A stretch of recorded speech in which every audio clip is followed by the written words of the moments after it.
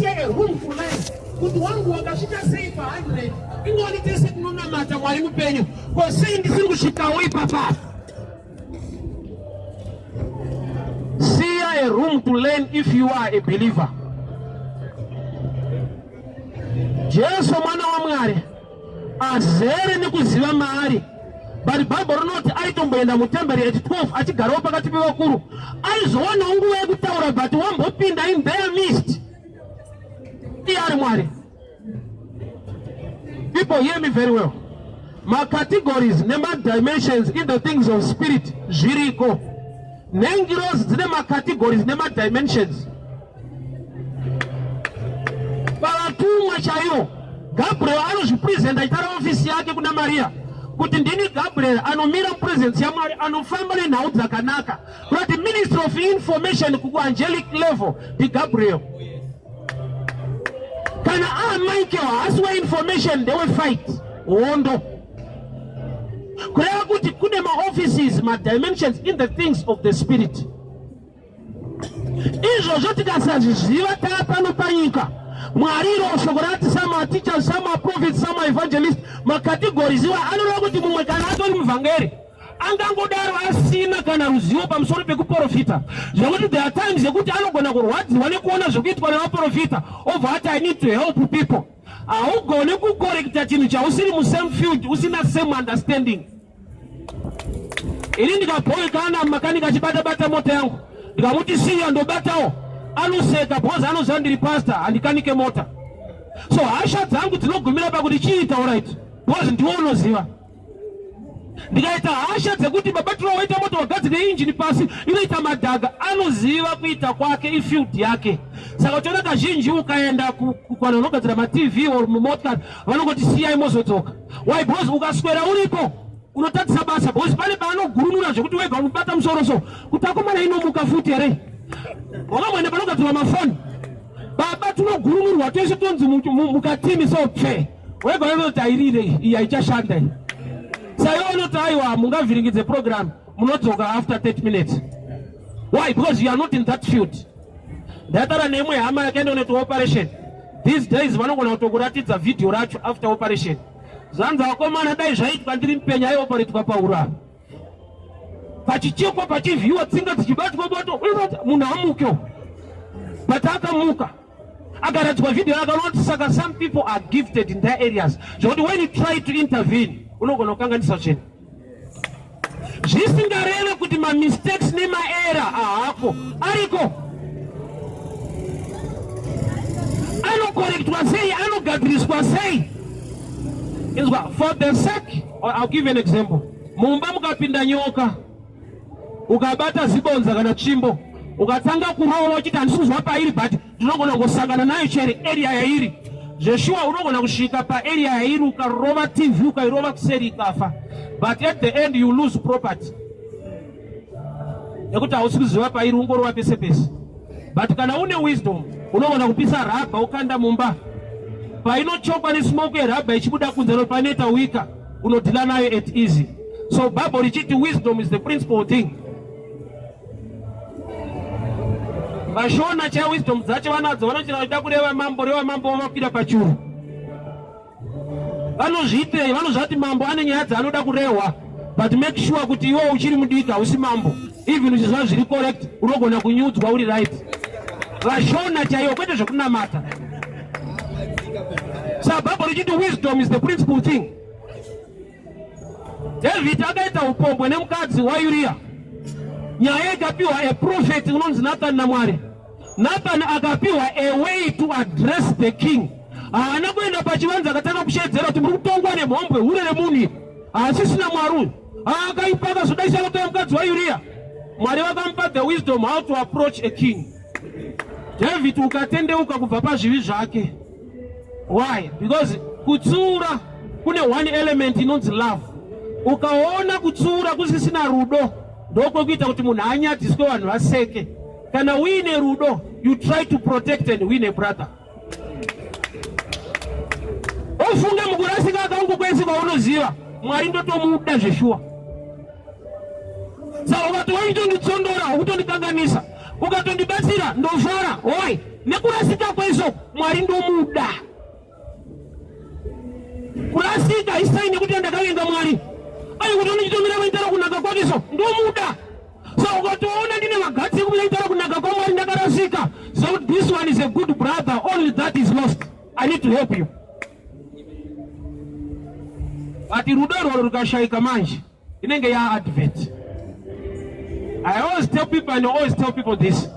Ukaona ndamira pano ndakukudza kuipa kwemwe mfundisi kusikuparidza zviziviso kungokuzivisa zvikuitika munyika ningitsotsi ninganomba ndo zvinonzi ukaenda kuchechi pane nguva inonzi zviziviso pane anomboenda kuchechi handi pane nguva zviziviso zviziviso haisi revelation ireality on the ground kuti ningitsotsi profeti ningiibava zviziviso chinochinja upenyu hwako hazvisi ziviso kuziva Kristu. Because gore rinopera uchiseka kuipa kwemwe munhu and wauri kuseka danger iripo manje anogona unosangana naMwari kuseri kwausiri. Paul aiva mhondi yainzi Sauro akasangana naMwari behind the door ari murodhi yekuenda Damascus. Mwari vakamusarudza vakamuda zvekuti vamwe vavhangeri vanobvira vaudzwa naMwari kuti tasarudza Paul. Ananiasi ndiye akatozonzwe tsano aona kunetsekana nemunhu ndatomuda. Mwari anogona kuda vanhu behind closed doors. Iwe une record yekuti hasi right. Denga ndeyaMwari harisira imwe chechi kana vamwe pastor. Usanyeperwe usafurirwe.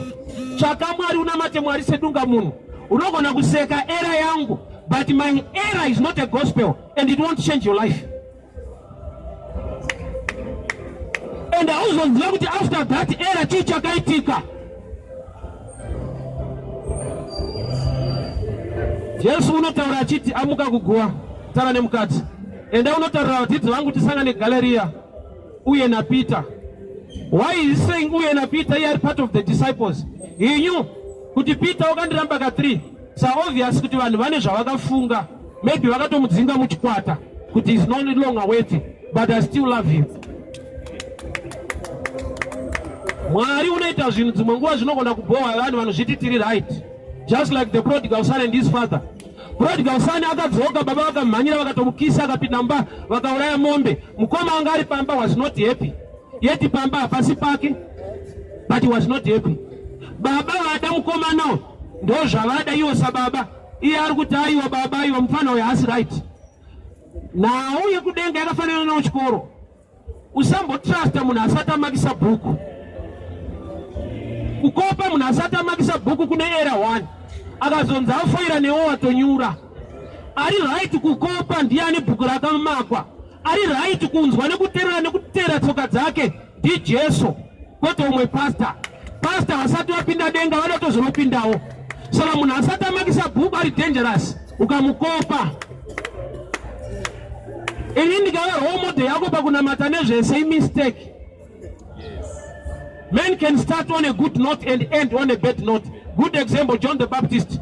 Jesu paakauya akati gwayana rinovhisa zvinhu zvenyika asungwa ari kujeri akati endei munomuvheta kuti ndiwe here kana timirire vamwe. The same preacher, anointed man of God, ari kudhauta Kristu waakambonengedzera kuti ndiye. So yekuti this is my pastor, this is the one, ndiyo shasha anogona anoziva. Kuma statement tewapfana asati wakura pakuziva kuti chinoda kuteerwa chii. Hakuna neropa rakaenda pamuchinjikwa pasi pano achifira upenyu hwevanhu kunze kwaKristu. Ndiye bedzi anofanirwa kuva role model wedu watinoteera nekutedzera kuti tigone kupona. 30% ngaizive kuti pa 60 panosvikika. And 60 ne100 ngairegere kuchinyira 30. Bondo era iriko kana wakumusoro unojaja vamwe kuti havana mati kana vane machallenges awaimbova nawo Mwari akakubuditsa mari. One day I once heard somebody teaching. Zikanzi unoita mufundisi anogara kulocation. Unofunga zvako zvingaite. Iye asina kana imba achirojawo. Iye ari kudaro anemba akamboroja. 100% ngairegere kuva nepride. Iregere kuchinyira 30. Why? Because that's a stage in life, a phase. Kunosvikika ende kunodarikika. Indaimbofamba netsoka kubva kuwadzana ndiyazoparidza panapa 2007 netsoka. Kana ndikaona mushumbiri auya netsoka kuyazoparidza panapa, I treat him as a man of God. Why? Because that's a level and a dimension in life. Uri ku 100 gona kurileta zvakanaka ne30. Vazhinji vedu vatsondorwa moyo nevanhu vari ku100 nokuti akakuona uri ku30 anoti hausi serious ende hauna mati. Danger wofuti ine30 akaona ari ku100 woti matsotsa tese tonamata pazvedu asi kuita izvozvo wani. Kana kuti akasvika pakurwadziwa stereki anoti zvese hazvina nebasa rese izvi nyaya ndekuenda kudenga nokuti iye agumira pa30. Hakuna asikade chakanaka, hakuna asikade improvement, hakuna asikade good life. But unosvika paunorwadziwa neupenyu zvoti unopedzera wakutuka good life yacho. Why unonzwa mumwe kuti Solomon akazvitaura wani kuti zvese izvi hazvina maturo. Solomon paaitotaura kudaro anga anazvo, aneta nazvo. So far 50,000 kwauri ine maturo. Unogona kuvaka imba, unogona kuchengeta mhuri ine musoro. But ukanzwa kulevel yekumabhiliyonea akuti hazvina musoro asa kunyepere. Palasi yakavakwa naSolomon yaiva mari, lifestyle yairarama yaiva mari. Kana achiti hazvina musoro ngaabude anogara mugomo. Mbeu yakanaka yakamera 30%, imwe yacho yakamera 60, imwe 100. Those three categories are dimensions in life mukunamata. Problem iripo ndeyekuti 100 ikava ne pride inochinyira 30, 30 ikava ne bitterness inotuka zviri mu100 yoti hasi Mwari. Izwai, hakuna scripture murau wakapiwa naJesu kuti endai munomira kana vanhu vauya vanorwara vachatsika mvuri wopora. Asi kune scripture inoti vanhu pavaitsika mvuri waPeter vaipora. It was a personal revelation, it's instruction to the church. Ndo zvimwe zviri mushoko raMwari manje. Peter shoko ravakaudzwa sevadzidzi vakanzi muchaturika maoko pane vanorwara vachapora. Vanhu ndokuuya vachitsika mvuri waPeter vachipora. Peter wazvitora kupi? That's a personal revelation, not an instruction to the church. Samwana vata apa zvari kuita ndavhura mushoko hazvimo isati tenderere kwese tiri pashoko ipapa. There are things you are going to miss. Zviri so personal zvinoitwa naMwari muvanhu. Mwari chaiye asingade ufeve neupombwe ndiye akati kuna Hosea, enda unorora hure rinonzi Goma. Vananoverenga Bible. Hosea was a true prophet. Akapiwa instruction to marry a prostitute. Mwari vachizviitirei raiva drama rekukorekta Israel. Israel yange yakunamata zvifananidzo chimwari chinonzi Baal. So kumweya zvinotonzi spiritual adultery, kudana neumwe murume, nokuti murume wekereke Mwari ndiye muridzi waIsrael. Saka Israel paakaenda kuna Baal yanga yakuita ufeve pamweya. Saka uyu paakaita ufeve panyama vanhu vakaedza kumukorekta, ndo paakatendukira kwavari akati kana zvandiri kuita zviri wrong, so which means you are wrong. Why are you worshiping another god?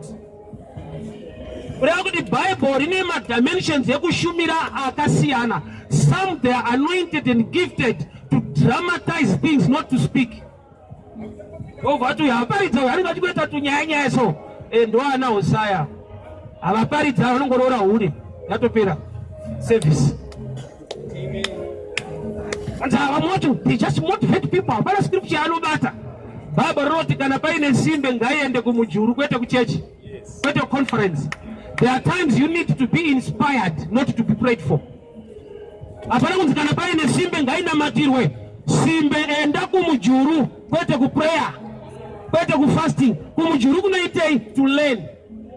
Jeremiah as a prophet was instructed by God kuenda kune muumbi wehari kwete kuconference yechurch. Problem yedu takangoudzwa kunzi Mwari anotaura kuchurch, which is an error. Mwari anotaura pese paada kutaura. Ask Moses pa-burning bush, ask Balaam using a donkey. Mwari anotaura in different areas. Kunza Gideon akanzi kana uchidhauta tora muranda wako pura uende kukembe yemaMidhiana. Even using the mouth of an enemy, God can speak to you. You are going to go one side. Kuti kana muchechi Mwari ndo paanotanga kutaura. Mwari anotaura even after church.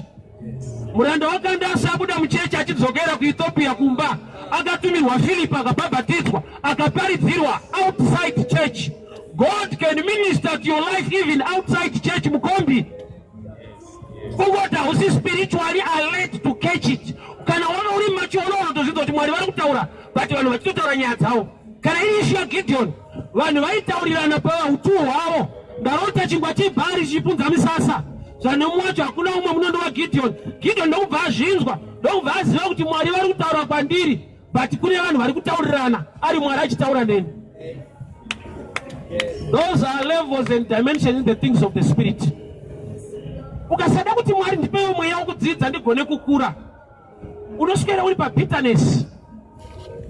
Okuti muno muZimbabwe muna Mwari here, ungabva waenda kuNigeria kana kuGhana. Iwewo ndiwo unoziva nyika. Mwari kana achiti nyika anenge aitaura nyika dzese. Kana Mwari achiti church anenge aitaura the body of Christ, not our church or your church.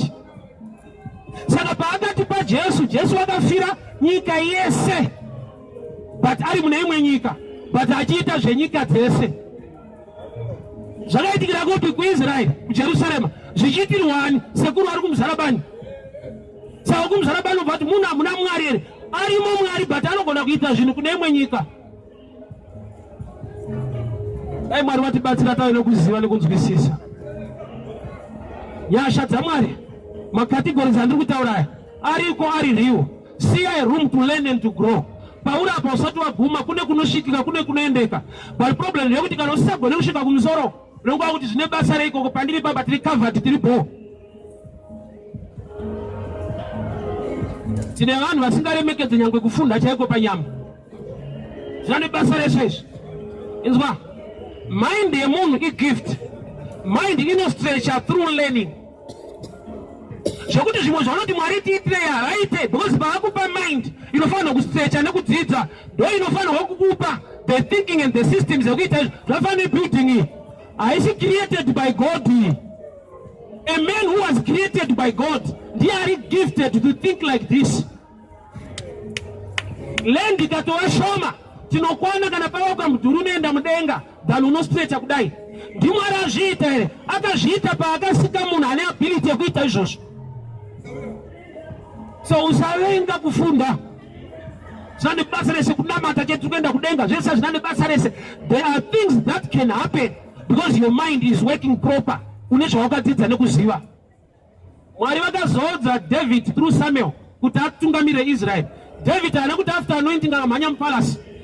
First day raakapinda mupalasi muna Saul, haana kuenda kunobvisa Saul pachigaro, akaenda kundogara under Saul. Achiridza Saul akabatwa nemweya yetsvina, uye akaridza dhimoni ichienda. Sei akanosevha under Saul iye ari anointed? Chaanga ainacho izvodzo, chaanga asina experience and knowledge how to run a territory.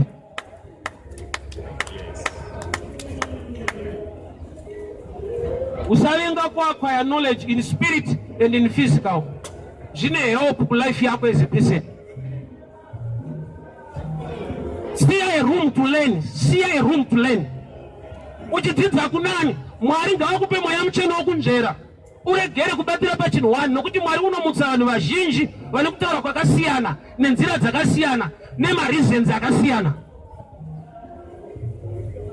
Afundiswe nyemazuva ano, vafundiswe prosperity. Prosperity kudai kubudirira. Kuda kuti vari kwere vafundiswe poverty avako. Newacho ari kuti mari yakaipa, ukatomusecha anayo. Asana munzwa munhu anoti mari yakaipa utangobuditsa ina yachikanda soda zvine basa rese dakuenda kumusha.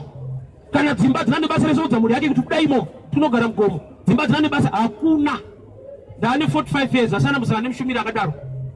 Wese anoti dzimba dzine basa rese ane kwaanogara. Wese anoti mota ine basa rese akabva pana anoenda parengi. Kuti arurama life yekupretenda. Reality yelife anoinzwisisa. Handifunga kuti mwana womufundisi anobhadhara ndimi paschool fees. Imari yakaipa iyo inenge ichitodiwa naheadmaster. Indambokwira kombi kudhara yanga yakanzi God given. Ndikati handizvikwamwari wedu watoparidza ndofunga handibhadhare. Andinonzo kuinda kuti mubatanidzai tsano ndikati indawa. Zvanzi Mwari akapa isusu kwete mimi. God given.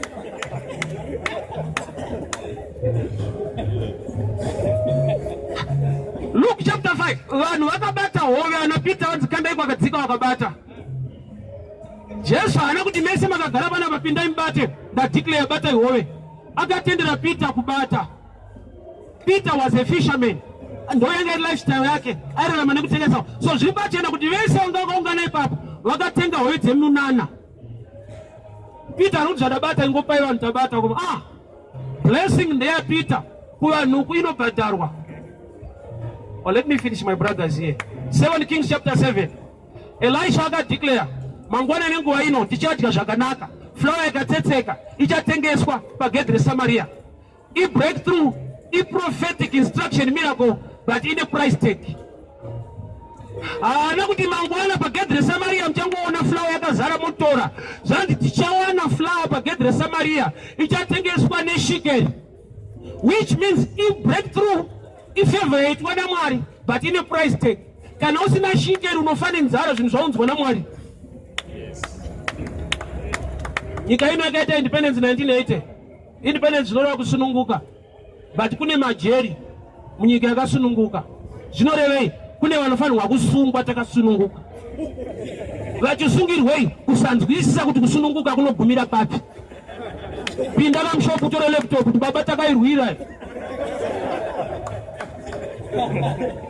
Kuna zvinhu zvinotoda kudzidziswa kuti kusununguka unogumira pakutozoshanda uwana mari. Haungopiwa zvinhu nokuti takasununguka. Iva ne room to learn. Kudzidza kubva kune vamwe.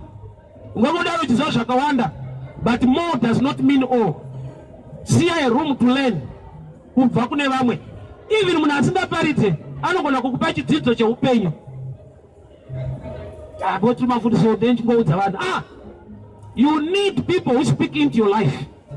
Vanokukorekta, vanokutsura, vanokudzidzisawo, vanokuonesa zvinhu. Samson was highly favored by God. Akaita prayer kuti Mwari ndipei power, akapiwa.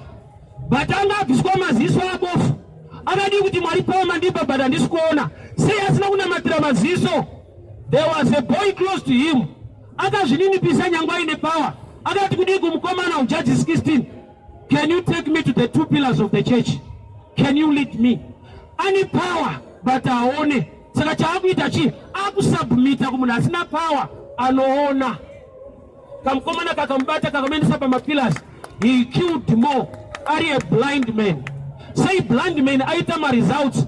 Ari kuwirirana nevanoona. Ari kusubmita nekuremekedza vanoona nyangwe vari vadiki kwavari. Unamfundisa nezvese. Sanyeperwe. Undiwesa amatoti chokwadi ndinokuudza pano. That's an error. Some they operate in the 30, some 60. Sekutara kwaita shoko. A good seed per good soil.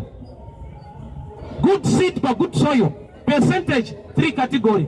Mwari wanu ndiri kuna Miriam na Aaron. Kana paine vaprofita pakati penyu ndinotaura nawo nehope. Asi kana ari Moses, I talk to him as a friend face to face. Kurati makategori madimension atosiyana. Ukaenda kupolisi zviriko. Wera hayo timpurisa but hapana statement yaanonyora. Ndowe chimbo kurova chete. Avhure dhoketi anokuvhura musana une chimbo. Vati andotambira mari ari under zeta rapi. Basa rokurova vanhu. Agona kumuta una kufunda basa rokungondirova. Hapana dhoketi rauri kunyora. Anonyora musoro wako nechimbo. Kusaidi kwawo ikoko vanotozivana kuti iri timu iri mwana wacho aripfeke uniform iyi. Zoti uchitosungwa soro ifuwa taisi polisi. Aiye yani tracksuit. Wozonzi ID so zoti sorry tano. Pamunini. Ma dimensions nema categories. So kunyika imweya is the same. So Mwari unogona kuita zvinhu neumwe munhu kune imwe nyika. Munhu mafungidzira kuti aiwa muno Mwari anofanira kuita nesu futi muno. Jesu zvaakatifira kuIsraeri kuJerusarema. Wakadi kuti tikuda wedu wemuno. Wozi unoda zvemuno kai. Unakangoti ndinodzidza shoko raMwari kune munhu kune njere neugana. Unotarasika. Iwe wakatoenda muna Jesu asiri wemuno. Israel kureka. About 6 months ago I was in Israel. I had the privilege to go. It's very far. Kurestere. And I go unozari kuti 3/4 hano ku Israel ma Muslim. Ma Kristu mashoma. And ma Kristu atoriko ma Catholics. Roma. Ma Pentecostal hakuna. I was there in Israel. Vantu shamsika chiwaudza tafambira nyaya dza Jesu akafira pa Calvary akazodi. Olinga chitose mu Jerusalem chamutoni mabawa. Adzitori nyasha kuti Jesu anakurira kuno kuitori favor. Bozi munhu akakurira muraini menyu zvakaoma kuti utende. Imagine tsano wanoswera nawo wozokudza one day kuti ndakuita basa rababa wakandituma. Unatsomutsura kuti chaiwa atizodaro. Chakana kuti tina Jesu wekunotoni. Ingo imagine Jesu Jesu aberekwa kunotoni. Anonyanga kuti azvite. Saka takatiitirwa favor kuti aberekerwe kure kuti tigone kutenda. Because when you are too close, you miss the revelation. Ukatoenda kuIsrael izvezvi, maMuslim ega. Kuna maKristu avazvitendezva, vachiri kutomirira Mesaya kuti achauya.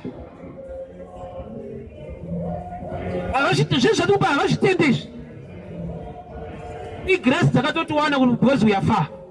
Tatopa dimension yekuti net operator pa 100 ikoko uri pa 30. But hatukwe manje kuti amuzive mara munhu asingazive hatukwe anodzidziswa. Nei nekuti iwe wakambenga usingazive kuziva kwauinako wakaita acquire knowledge. Hakuna anoberekwa ine knowledge. We acquire knowledge. Saka ukaona munhu asati asangana neruzivo hatukwa anodzidziswa. Chinoita kuti uregere kutuka but love Christ in you. I'm sure it's time for my brother. Let me pray. Father, we thank you for your word, your grace and your favor. Mazita kutara muupenyo wedu. Muzita la Yesu.